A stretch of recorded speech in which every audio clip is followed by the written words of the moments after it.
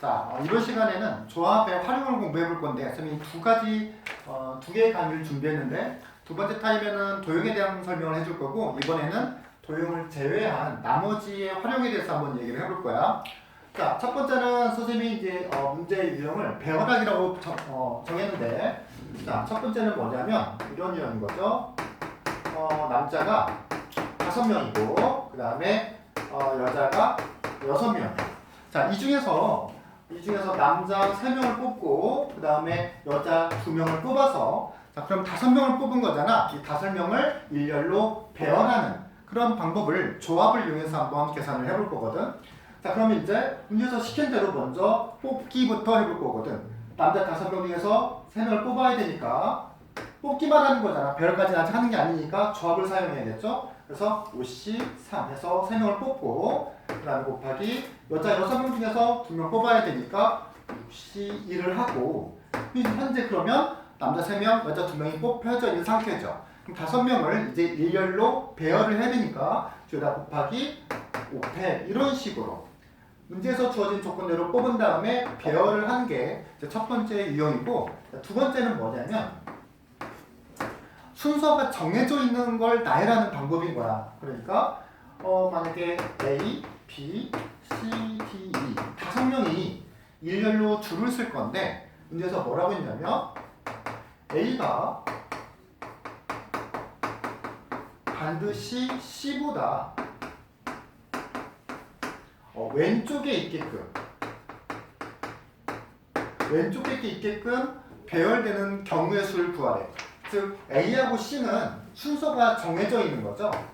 그래서 순서가 정해져 있는 조건을 가졌을 때 나열하는 방법은 우리가 이걸 어떻게 계산을 하는 거냐면, 자, 현재 모두 5개죠. 그러니까 5개의 자리를 먼저 마련해 놓는 거야. 하나, 둘, 셋, 5개를 만들어 놓고, 자, 이제 이 자리 5개 중에서 A와 C가 들어갈 자리 2개를 일단 고르기만 한다는 거죠.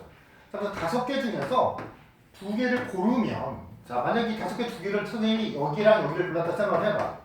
그 다음에 이제 그 A와 C를 넣어야 되잖아. 근데 우리가 이 빈칸 2개에 A와 C를 어떻게 넣어야 될지 고민해 볼 필요가 없다라는 게 이 문제의 포인트거든. A가 C보다 반드시 왼쪽에 있기 때문에 우리는 5개의 빈칸 중에서 2개의 빈칸을 고르기만 하면 자동으로 A가 왼쪽에 네모칸에 C가 오른쪽에 네모칸에 들어갈 수밖에 없다라는 거야. 그래서 순서가 정해져 있는 규칙을 가지고 우리가 나열을 할 때 먼저 빈칸을 고르기만 하면 자동으로 배열이 끝나고, 그럼 이제 아직 정해지지 않는 원소가 몇 개 있냐면 3개가 있겠죠. 이 3개를 나머지 빈칸에 뭐만 하면 배열만 하면 되는 거야. 그래서 3팩 이런 식으로. 그럼 조건이 꼭 이렇게 2개만 있어야 되느냐? 그건 아니에요. 만약에 조건이, 문자 좀 더 늘려볼게. A, B, C, D, E, F, G까지. 이게 사람이라고 한다면 7명이죠. 그죠? 7명인데 순서가 7명이 줄을 서는데 A가 C보다 왼쪽에, C가 만약에 F보다 왼쪽에 있게끔, 바로 옆이 아니라 왼쪽에 있게끔 우리가 이걸 줄을 세운다고 한다면 순서 A, C, F의 순서가 정해져 있잖아. 그러니까 순서가 정해져 있는 A, C, F를 이렇게 표시를 해놓은 다음 7명이니까 이 친구들이 줄을 서려면 빈칸 7개를 준비해줘야겠죠. 그래서 하나, 둘, 셋, 7칸을 준비해놓고 순서가 정해져 있는 A, C, F가 들어갈 빈칸을 먼저 3개를 골라내는 거야. 이쪽 보이죠까지 7, C 뭐를 하게 되면 3을 하게 되면, 만약에 골라진 게 이거에다 치면 선택의 여지가 없이 A, C, F가 차례대로 왼쪽으로 자동적으로 배열이 되는 거고, 그럼 이제 빈칸 몇 개 남았으니까? 4개 남았으니까 나머지 B, D, E, G를 이 안에다가 배열만 하면 되겠죠. 곱하기 얼마? 4패. 이런 식으로 순서가 정해져 있는 것들을 배열하는 방법을 설명을 해줬어요. 자, 이제 세 번째. 배열하기에서 자주 등장하는 세 번째 유형은 뭐냐면 특정한 인원들을 반드시 포함하거나 뺀 상태에서 이제 배열하는 문제인데, 이렇게 해볼게요. 또 사람 A, B, C, D 6명을 준비해 놓고, 자, 이 중 A와 B를 포함한 4명을 뽑아 배열을 하는 경우에서 한번 생각을 해볼 거야. 자, A하고 B가 이미 포함됐다고 했으니까 얘 포함돼야 된다고 했으니까 A하고 B를 잠시 뽑아서 옆에다 대기시켜 놓자는 거죠. 그렇다면 이제 몇 명 중에서 4명 중에서 2명만 더 뽑으면 되겠죠? A가 이미 포함됐다고 했으니까. 그래서 4명 중에서 2명만 더 뽑아놓고 2명을 뽑아놓긴 했지만 실은 몇 명을 뽑은 거예요? 4명을 뽑은 거죠. 왜냐면 아까 이 AB가 밖에서 이미 대기하고 있으니까. 그런 다음에 4명을 배열만 하면 자동으로 이제 문제가 해결이 되고 이거 이제 변형된 타입은 이런 것도 있겠지. 이 6명 중에서 A, B를 이제 포함하는 게 아니라 A하고 B는 포함되지 않게 4명을 뽑아서 이제 배열하는 경우도 있어. 이렇게 되면 A, B를 포함하면 안 되니까 이번에는 A, B를 제껴놓고 나머지 몇 명, 4명 중에서 4명 다 뽑아야 되겠네요. 그래서 4명 중에서 C, 4, 4명 다 뽑고 그 다음에 그 4명을 배열을 하면 되겠죠. 이런 식으로 특정한 어떤 대상을 포함하거나 포함되지 않는 상태에서 뽑아가지고 배열하는 이제 이런 문제 4가지 형태가 또 이제 배열하기 문제에서 출제가 되고, 자, 이거 두 번째는 선생님 악수랑 사람들 여럿이 이제 막 모였을 때 서로 이제 악수를 하면 몇 번 악수를 할 수 있는지 그런 경우라든지 아니면 이제 월드컵 같은 경우에서 16개 팀이 만약에 참가했다고 한다면 서로 막 이렇게 리그전을 하게 되면 모두 몇 경기를 계산할 수 있는지 그런 걸 한번 조합을 이용해서 계산하는 방법을 한번 설명해 주려고 준비를 했는데, 자, 이렇게 한번 해볼게요.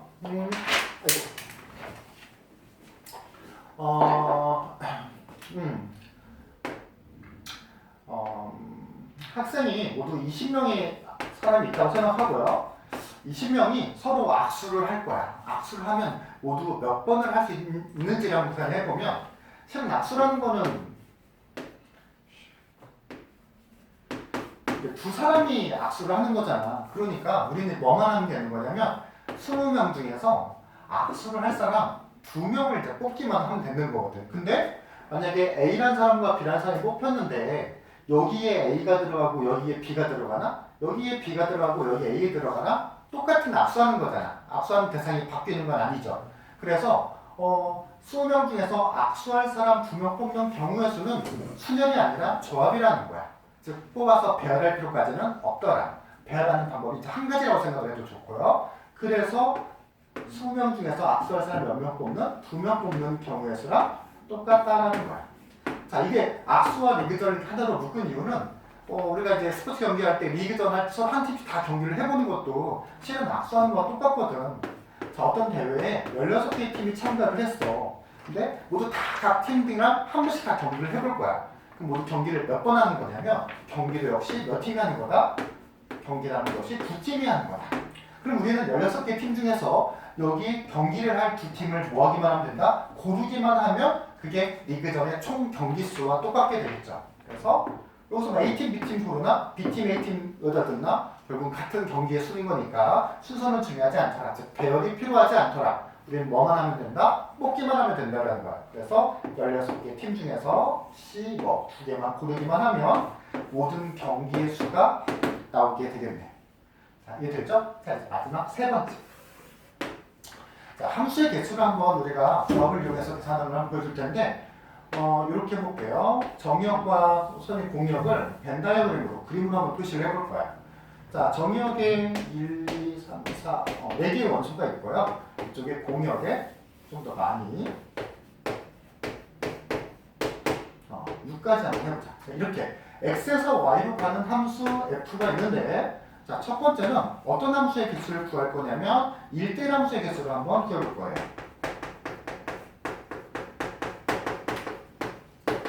자, 이건 이제 우리가 고등학교 1학년 때도 이거 1대1 함수의 개수를 세는 걸 공부를 했었는데 차이점이 있어. 이제 고등학교 1학년 때 어떻게 셌느냐? 고등학교는 지금도 고등학교 1학년 거긴 하네. 그러니까 저번 다음은 함수 파트에서 1대1 함수의 개수를 어떻게 셌냐면 항상 정의역의 입장에서 셌었죠. 그죠? 1이 갈 수 있는 곳이 모두 6개. 1대 함수라는 게 x값이 다르면 y값도 다른, 즉 하나의 x값이 하나의 y값한테 하나의 y값이 하나의 x값에 대응 대립을 1대1 함수라고 부르잖아. 그래서 1이 갈 수 있는 곳이 6개, 2가 갈 수 있는 곳이 5개 이런 식으로 계산을 했는데 우리가 이쪽 경우의 수 파트에서는 뭐라고 할까 누구의 입장에서 해석을 해야 되냐면 정역이 아니라 공역의 입장에서 해석을 한번 해야 정확히 C나 P라는 기억을 정확히 사용할 수 있다는 거야. 자, 1대1 함수는 정역에 간다 생각하기보다는 공역이 모두 6개잖아. 공역이 6개 중에서 정역한테 나눠줄 몇 개를 4개를 골라 정역 4개한테 배열까지 해주는 게 바로 1대1 함수겠죠.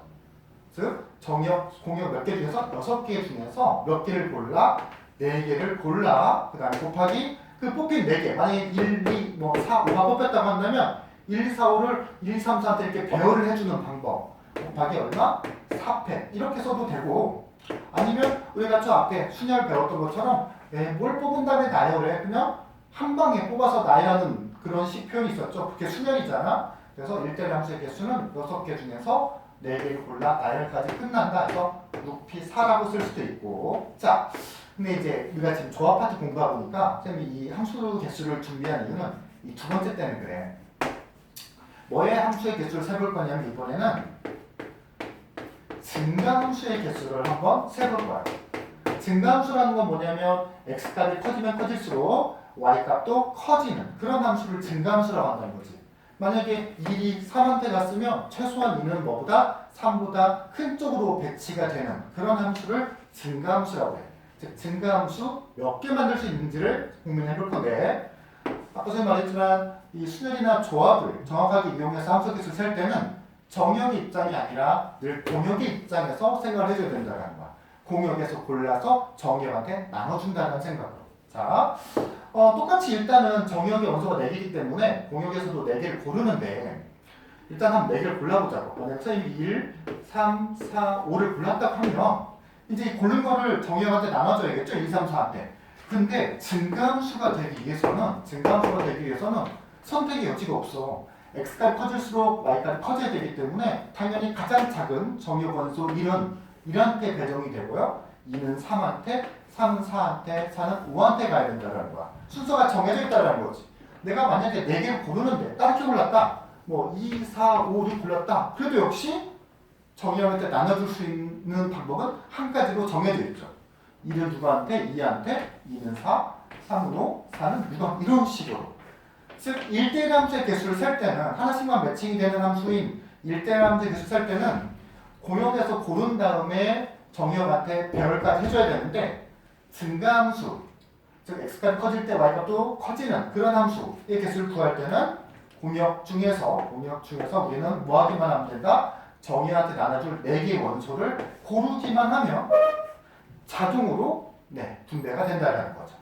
이걸 이제 자동 배열이라는 표현도 쓰기도 하는데 그건 저 뒤에서 다시 한번 또 얘기를 할 거예요. 그래서 증가함수가 되는 경우의 수는 6C4가 되는 거죠. 자, 증가함수뿐만 아니라 감소함수도 마찬가지예요. 감소함수도 내가 여기서 만약에 2, 4, 5, 6을 골랐잖아. 그럼 감소함수라는 거는 x값이 커질수록 y값은 작아지는 거니까 내가 만약에 2, 4, 5, 6을 골랐으면 이번엔 반대로 1은 가장 큰 누구한테? 2는 5한테, 3은 4, 4는 2한테 정해진 순서대로 갈 수밖에 없다는 거죠. 그래서 증가함수나 감소함수의 개수를 물어볼 때는 뭐 하기만 하면 된다? 뽑기만 하면 된다. 조합을 가지고. 자, 이렇게 해서 쌤이 조합의 활용 첫 번째 내용을 한번 마무리를 할 건데 마무리 끝내기 전에 쌤이 1대1 함수와 증가함수의 어떤 수학적 표현만 한번 더 설명을 해주고 끝을 낼게요. 자, 1대1 함수의 정의는 뭐냐면요. 정확한 정의는 x1과 x2가 다르면 fx1과 fx2가 다르다. 이게 바로 1대1 함수의 정의거든. 그래서 문제에서 이렇게 한글로 안 써있고 이런 정의로 써있으면 이거 보고 1대1 함수구나 라고 알아도 되고 그 다음에 증가함수의 수학적 표현은 이렇게 되어 있어요. 자, x2가 x1보다 컷을 크면 fx2의 함수, x2의 함수값이 x1의 함수보다 더 크다 라고 써있는 게 실은 증가함수의 정의니까 앞서 말했던 것처럼 증가함수는 감소함수라고 안 써있고 이런 수학적 표현이 적혀 있으면 이거 역시 증가함수나 감소함수를 의미한다는 거. 거기까지 기억하면 아마 충분하지 않을까. 자, 그러면 나머지는 다음 영상에서 봅시다.